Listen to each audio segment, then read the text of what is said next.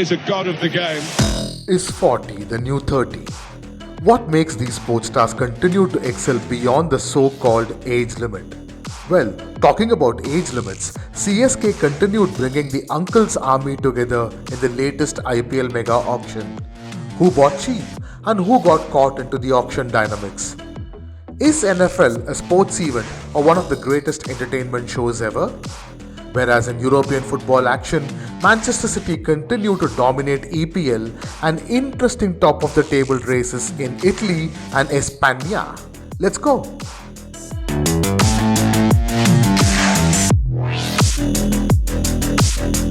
Absolutely world class. Hello and welcome to Sports Charcha Season 2 Episode 3, where we are not just going to talk about sports updates, but we are going to do something different. We are going to go deeper into certain topics related to sports. Now, before we get into all those details, let me welcome Ishan to the show. Hey guys, sorry for the long break we've had, but we're really excited to get this show episode underway. I know you guys are going, why there are no new episodes? So we will begin this with apologies from both of us. I was busy with the IPL auctions. I was doing something for the auctions. Ishan right now has a lot on his lap. But here we are back again with a fresh new format, with a fresh new episode to entertain you guys. In fact, a lot of strange things have happened in the last 2.5 weeks, and the strangest thing was I watched a Super Bowl game. Yes, I did watch the finals between Rams and Bengals, or should I say Rams and Bengals. Anyways, I watched something that I never understood at all. I don't understand the sport. I don't understand NFL at all. In India, in Hindi, it's the glorified hopscotch, basically. मेरे को hopscotch भी याद नहीं है. But yeah, anyways, I mean, it was a fun game. It was a fun game. I mean, I was trying to watch it completely like someone who's absorbing this entire content in one go, because there was a lot going on. I mean, this has been going on for a very long time. NFL fans, people who watch NFL, exactly know what I'm talking about.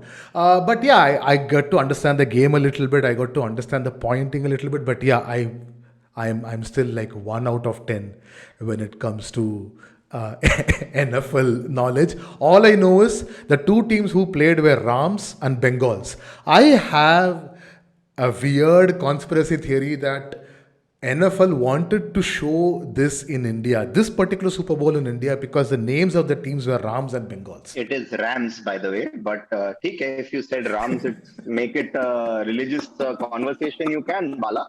But I agree. I think that's a very interesting point you made. Bengals and Rams playing the Super Bowl final.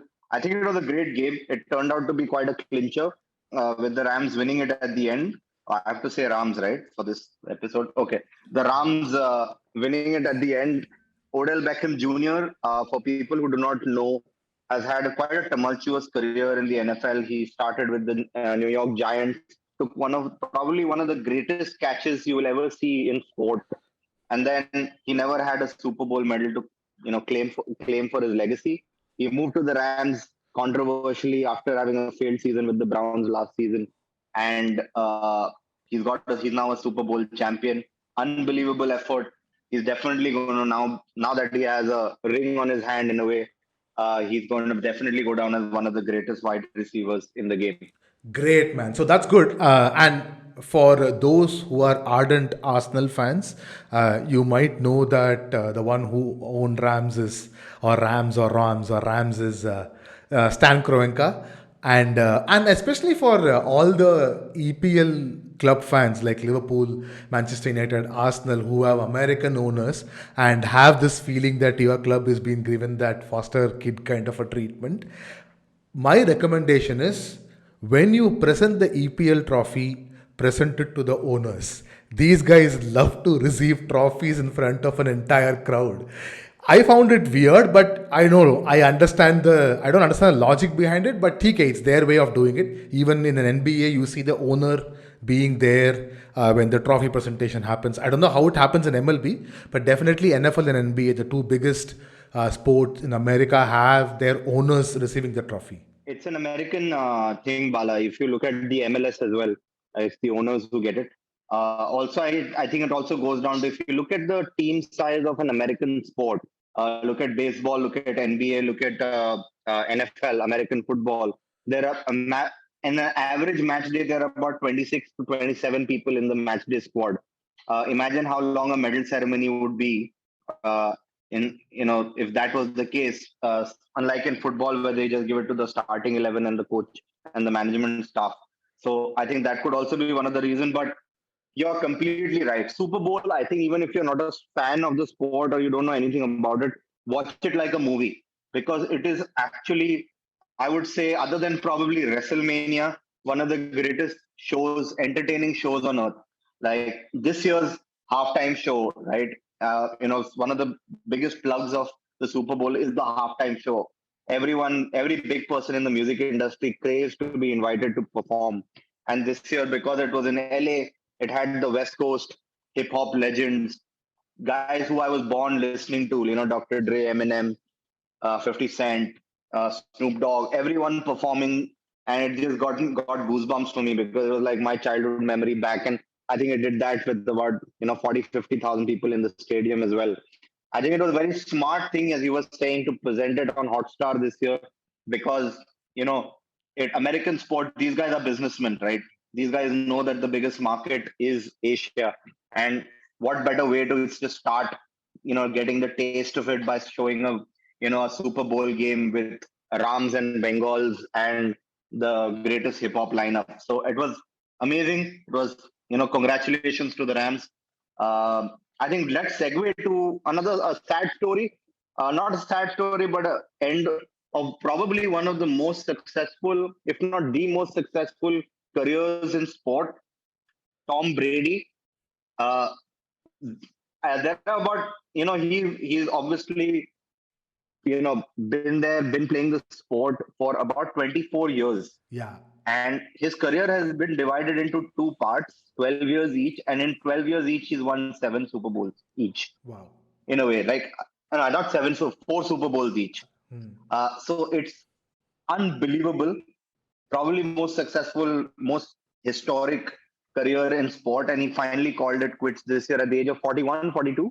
He's 44 actually. Yeah. And it's unbelievable. Bala, have you read a bit? Did you read a bit about Tom Brady and his career? Of course, the only thing I know about NFL is Tom Brady. I mean, this guy is truly a legend. I mean, as you said, he has won 7 Super Bowl champion, 3-time MVP. He's been selected to the Pro Bowl a record 15 times. Retired at the age of 44 at the peak of his game. He was not named. In fact, he won the Super Bowl last season. So truly an amazing career, an amazing legend, which indeed provides a nice segue into our first topic to discuss. So we have been witnessing this for a while, not just in NFL but across various sports. In fact, to give you an example, 2012 when Federer won the Wimbledon, everyone thought that this is it. He's going to retire. He's won the championship that he loves the most. He already had the record of winning the maximum number of Grand Slams, so he's going to retire. Great farewell, wonderful career, what a legend, awesome. But here we are in 2022, still talking about the possibility of Federer playing one more Wimbledon, and not just playing one more Wimbledon, entering the championship as one of the favorites, if not the favorite, at least one of the top 5 favorites. Now, this is where we are going to discuss.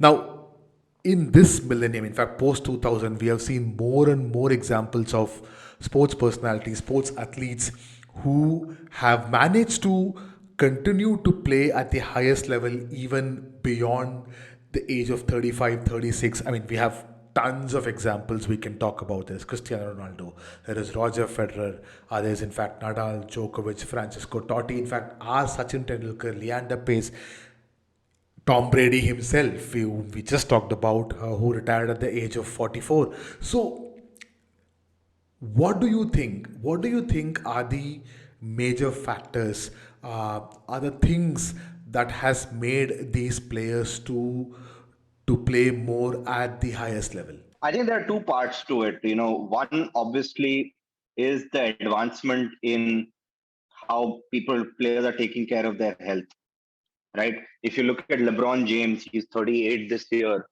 He's still dominant, still in the top three best players in the NBA right now. And he spends over $1 million+ a year on his health, on his fitness. If you look at Cristiano Ronaldo, chiseled figure at the age of 35, 36, right? But I think the biggest, if you look at it, there are a lot of players who are still not, still don't last more than 35. But the players who do have one thing that nobody else does. That's the mentality of winning. They're obsessed with it, right? If you look at Tom Brady could have, called it quits after his third or fourth, uh, was Super Bowl, and he would have still been the greatest of all time. But he won three more after that. LeBron James probably could have said, "I won my fourth and third NBA title." He would still be one of the goats of the sport. Same with Ronaldo. But they're obsessed with winning. They're obsessed with being competitive because if you look at the likes of LeBron, if you look at the likes of Ronaldo, I'm giving you those two as examples because they really stand out in our discussion, is that they come from nothing. And when they come from nothing and they work so hard to become something, it's very difficult for them to let that go. And automatically that mentality has enabled them to continue winning and continue being successful. So while I agree, health and fitness has taken grown leaps and bounds, but we only talk about the guys above 30 who are still in the top tier of sports. We don't talk about average to below or above average who are at 35 and above, right? Because there are very few, right? There are a lot of great players who retired at 30 because they are either injured or they lost the passion for the sport.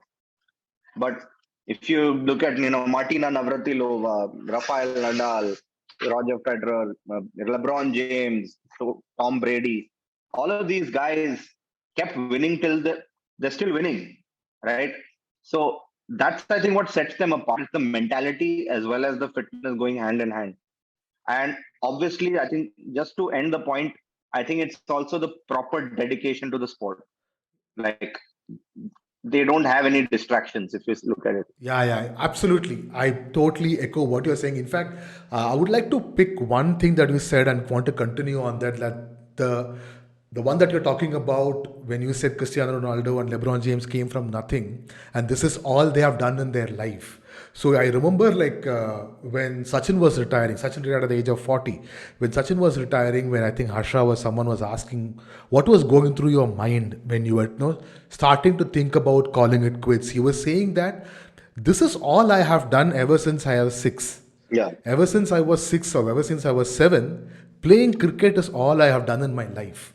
So now the fear of letting it go actually made me continue to play that game for a long time, because if I don't have cricket, I'm suddenly I'm looking at my life and going what do I have now in my life?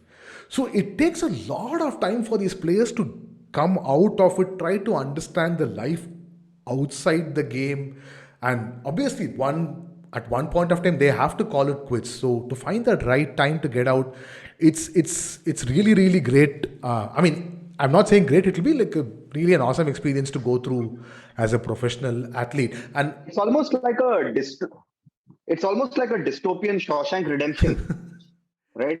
You've been doing the same thing for so long, you don't know anything outside, what to do if it ends. And I think that you're very correct with the Sachin example. I think all of these guys feel that way. True. Just another player I would like to bring it to notice, one who I thought was very inspirational in terms of playing for a longer time, was Leander Paes, someone I really look up to. But yeah, talking about Leander Paes reminded me of that documentary I saw. Was it Breakpoint or Match? What is the Breakpoint? About him and Mahesh Bhupati.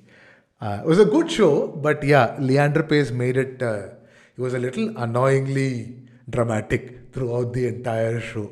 So that kind of made it a little tough to watch. But other than that, it's actually a good watch because Leander Paes and Mahesh Bhupati were the thing in the late 90s when country had someone like Sachin Tendulkar. It was Leandro Paes and Mahesh Bhupati who were dominating the sports news in India. They were that big. And when I say in the 90s someone is bigger than Sachin in sports, you have to understand how big that I'll tell you a funny story before we segue into the next topic. I used to play tennis when I was a kid, and I was pretty good. And I remember in Ahmedabad, where I used to play, there was ATP tournament, very new in India. Goran Ivanisevic had come to play, and all the players in the academy were chosen as ball boys. And so one of the finals was Goran Ivanisevic versus Leander Paes. And I was this fat, chubby kid who didn't give two shits about being a ball boy. And I remember I was on Leander Paes' side and I dozed off, leaning on the wall. I and suddenly I get a tap on my chest saying, "Hey kiddo, do you mind if you give me the ball? I need to serve. Sorry to disturb you." And that was Leander Paes. So that's my and I had a dog, a golden retriever at that time, and called Agassi because I was Andre Agassi bug. And that was the year Leander Paes had a big tiff with Andre Agassi in the US Open of Wimbledon. And so my mom asked Leander that, could you write a autograph for my son and my dog? So he's like, "Oh, lovely, I will. What's your dog name?" So my mom said deliberately, Agassi. So I have a signed autograph saying all the best wishes to Ishan and woof woof to Agassi. Listeners, Ishan, please take a photo of it and send it to me. We are posting this on social media. Oh, dude, this is a great story, man. This is a very lovely story. When was this? This was when I was like six or So, seven, yeah. 90, 95, 96? 96, yeah, 96, yeah. Wow, wow, awesome. What a great story, man. On that great note, we will end this section, and in the next section, we will talk about what happened in the IPL Mega Auction. Absolutely world class. So moving on, guys, I think all of you have the IPL auctions in mind, and I think this brings us to something very interesting that Bala was doing all of last week and more. And one of the results why we can blame him for not having the podcast. He was doing a lot of number crunching. Bala loves his numbers on building up analysis, predictions for how the auctions would potentially look like. It was a really cool project that I was privy to. I saw a lot of data points that obviously I didn't understand, but because Bala made it, I thought it made sense. So Bala, before I ask you pointed questions about it, I want to know what was your thought process building this out? How did this idea come up to you? What just talk about the experience. So I always had this fascination about how IPL auction valuation works in terms of how teams value a player or a set of players based on their strategy. And I got to know from one of the leading sports analysts in the country that none of the franchises look into data when they go to auctions. So most of the time, so pretty much all the time, there is no database logic that justifies paying, let's say, 15 crore to a Yuvraj Singh or whatever, 16, 17 crores, whatever they paid for Chris Morris, etc. So that kind of got me a bit going, and I really wanted to explore this more and see how can we bring in a bit of data and a bit of process to value a player, at least to give a range to see how much a player is worth in terms of minimum and maximum value. So that's when it started. I started collecting data. I started Googling, I started looking at internet for free source. Obviously, I'm not going to do this for money because I was doing it for myself as like a passion project kind of stuff. So I did find some interesting data. There are sites that give you data over-wise, venue-wise, etc. So I collected T20 international and T20 domestic data for the last 6 years across venues, across phase of play.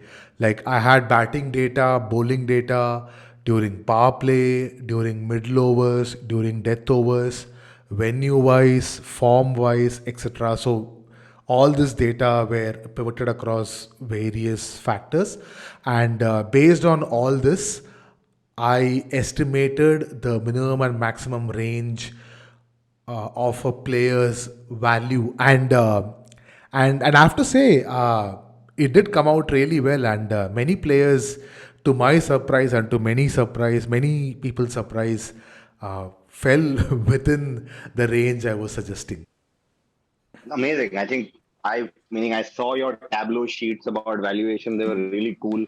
I think, uh, I think all of our, listeners, I think one day when Bala, you should make that data public so that Yeah, yeah. people can also check it out. We'll But share the links in the footnotes.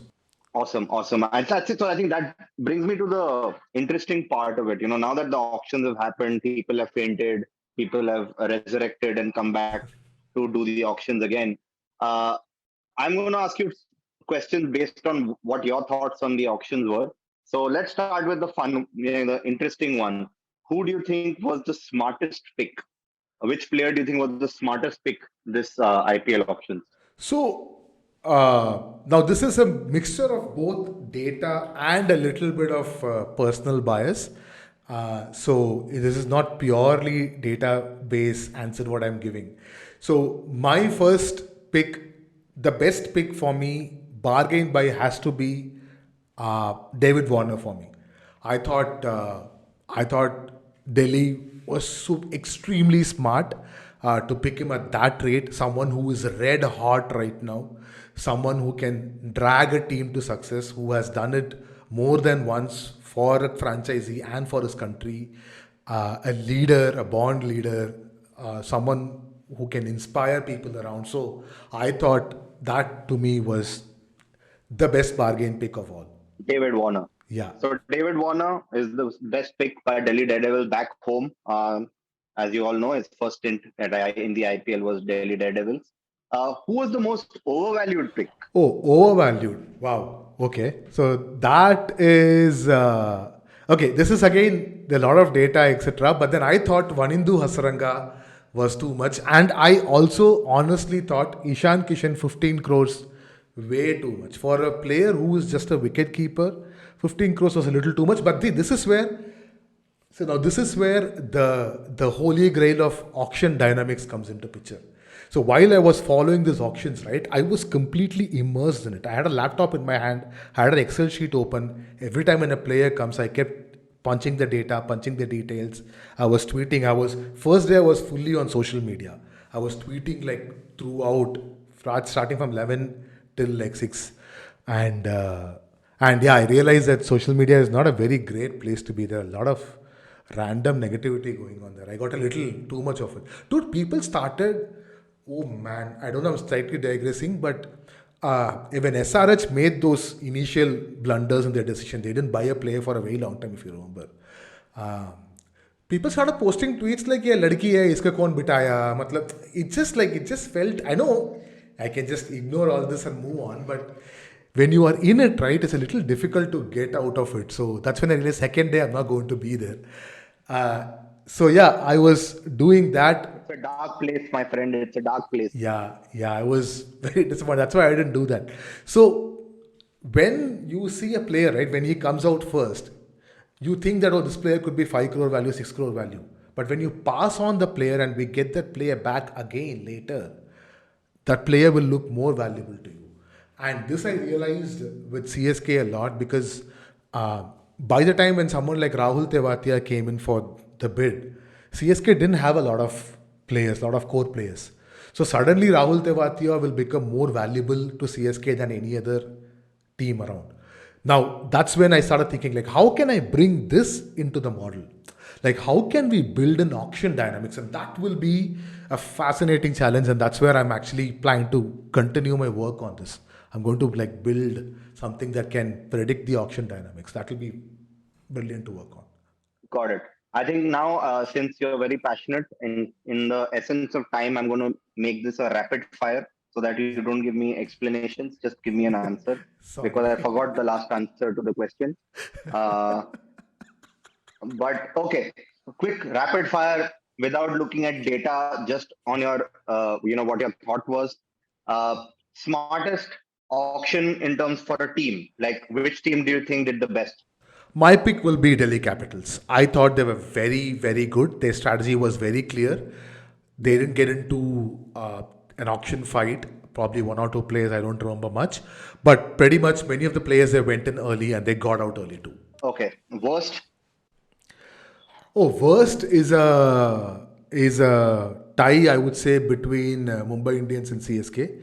I'm saying it's worst because the data didn't suggest they did good, but they have done it the most number of times. So you will have to trust their instincts and their process at some level. Okay. And in terms of we were talking about this, there was an insane amount of quality in the unsold section, which I'm sure they will be acquired midway through the season as it always does. But which two players in your mind were real big surprises that they weren't bought by any team? My first thought was Steve Smith. I know he hasn't had a great time with Australia for a while now, but I still think Steve Smith at 2 crores. I mean, at least at base price. I'm not saying fight for him. At a base price, Steve Smith 2 crore will be a very valuable addition, and Suresh Raina. Especially, let's say if you are a new team, like if you have a team that who hasn't won IPL, someone like Suresh Raina within the dressing room, talking to players around, will be a very, very valuable addition. And I think that's why also some team picked Ajinkya Rahane. I think Punjab picked Ajinkya Rahane at base price. So KKR. KKR, sorry. So yeah, so that will be a good one. I must add, with bias attached, I think KKR moving for Shreyas Iyer was a very smart move. Yeah, it was a very I think smart that move. was a good play by us. Yeah, I mean, who do you think? I mean, as a KKR fan, where do you stand? See, I knew for a fact that we'll go hard for Cummins, and I'm very happy we got him back. I'm happy that we got Shreyas Iyer. I'm okay with Rahane because Rahane adds experience and he'll average about 20-30 per game in a way in the IPL. He's done that. He might not, give you 150 strike rate, but the player I'm really excited about, and I think the world is Brevis, Yeah. Junior ABD. Very excited to see what he does because he's almost an unknown entity for the world, right? People have only seen him in the World Cup and seen him as a comparative analysis to ABD. But as we all know and have loved ABD over the years, AB de Villiers, it's a huge act to follow. It'll be very interesting to see how he does. Uh, Mumbai Indians, I agree with you, were very poor in the way they planned out and thought about the auctions. I don't know what strategy they had in mind, but they're still Mumbai Indians, and as long as they have Rohit Sharma, they are going to be favorites by default. Just to add to the Mumbai Indians point, especially with regards to the purchase of Deval Brewers, Mumbai Indians have always done this. They've always invested heavily on the next upcoming talent. That's how they picked up Kieran Pollard. That's how they picked up players like Corey Anderson. There was Richard Levy, Maxwell. Some has worked, some hasn't worked. So it has always been a hit and miss for MI. So that's why as you rightly pointed out, I'm also kind of looking forward to see how Brewers responds to this challenge because that will be very, very interesting thing to watch out for in this IPL. I'm excited for Jofra Archer and Bumrah opening the bowling though. That's not going to happen That's not going to happen this season anyway. So we'll see. Yeah. Cool. Anyway, moving on. All right, guys, that's about it for the IPL Mega Auction. In the next section, we will do a quick roundup of all the European football action and some cricket too. Absolutely world class. Hello and welcome back to Sports Charcha to the Speed Point section. We will quickly start with EPL round of updates. Now, last weekend we saw Manchester City and Liverpool marching their journey towards. Liverpool won their game against Burnley. It was a very tough game. 1-0 away win, 3 points, and Manchester City they were just Manchester City. They just bulldozed Norwich City 4-0. Raheem Sterling scored a hat trick. Manchester United once again went ahead initially, went into the halftime with a 1-0 lead, coming back and once again conceding within 2 minutes of the beginning of the second half. They drew their game against Southampton 1-1, but that's not where it ends. Looks like no team want to finish on fourth because Tottenham lost to Wolves. Not, I mean, lost is an understatement. They got bullied by Wolves. It was a mixture of happiness and sadness to see Antonio Conte in the sidelines. So that was a little fun to watch. And West Ham almost lost, but again got a point against Leicester City. Arsenal, without having to kick the ball this entire weekend, turned out to be the actual winner of this game week in EPL. Also, there is some interesting shakeups going on the relegation zone. I mean, Watford looks nailed on getting relegated, but you have Burnley, Everton, Leeds, even Brentford could get dragged into it. So in the next 2-3 game weeks, have an eye on the relegation zone also. There is going to be a lot of movers and shakers there. Now, Ishan, let's quickly round up what happened in the land of España. So a lot happened in the land of Spain. Benzema less. Real Madrid drew with Villarreal in quite a boring game, but still remained top of the table. Bale started for the first time since August. Quite a miracle to see him on the pitch. Uh, Atletico Madrid, as usual, cannot stop conceding goals. They won a dramatic 4-3 game with Getafe, with Hermoso, who was very famously bullied by Adama Traore last week, with Barcelona scoring a 93rd, fourth minute bicycle kick to give them the win. By the way, quick facts, they have now conceded more goals already than Simeone has in his last 8 seasons with Atletico Madrid. And this is not even like, we're not even like 50%, 60% over the season. Bad, De Jong scored equalizer for Barcelona. The guy who never gets any credit, hated upon. Barcelona has 7 strikers, and the guy who everyone says is the worst is constantly rescuing them, and he did the same in the Catalonia derby against Espanyol. Espanyol actually deserved the victory, but Barcelona will thank their lucky stars. They escaped with a point, which gives them some hope and actually confidence to fight for that fourth position as we speak. Sevilla grinded out a very tough 2-0 victory against Elche. So they remain 4 points behind Real Madrid. It's going to be a tough fight, as we know, because there is a Sevilla Real Madrid game pending this season as well. So that's my quick summary of La Liga. It's getting really exciting. Bala, Serie A. Oh, Serie A, we have a new league leader. It's the other side of Milan. It's the red side of Milan. It's the Rossoneri's who are now on top with 55 points. Yes, Inter has a game in hand, obviously. But as it stands, Milan are on top with 55 points because the number two and number three team, well, they were number one and number three before the week started. Inter and Napoli drew their respective game. Inter has been having this problem throughout the season. They are not able to get through the line when it comes to big games. The only team they have defeated in the top four, top five is only Napoli. Now, against them also, they drew. They lost to in AC Milan last week in the Milan derby. So their position is getting slightly trickier. And in fact, they are going to play Liverpool now in this week in the Champions League. So inter season can go from awesome to awful in no time. They'll have to be very, very careful next 3-4 games. In the other big game, Juventus and Atalanta, they also drew 1-1. Again, Juventus are now on fourth after making all those big signings. It looks like it's working for them. They are again 2 points ahead of Atalanta. But again, Atalanta has a game in hand. So very, very interesting. The top three, it's not top two, it's actually top three. You cannot not consider Napoli just because they are Napoli. Yes, I understand. People who have been following and watching Serie A for a very long time, when they see Napoli in top three, they know that they're going to slip up. But there is a feeling. There is a feeling that this Napoli could be different. So very, very, very, very interesting race going on in Serie A. Keep watching for that. The only highlight I have for Bundesliga is that Bayern lost. And they got thrashed, walloped by Bochum 4-2. In fact, it was Bochum scored 4 goals in the first half itself, but that didn't scare Lewandowski away because he scored the 2 goals. So even when Bayern lose, Lewandowski scores. Dortmund won, but they are still way behind Bayern in the Bundesliga. So not too many things that have changed, but Bayern lost is a big enough headline. All right, guys, that's it for today. In fact, I have to say this time we had even more fun recording. In fact, this is the format we are trying to pivot into.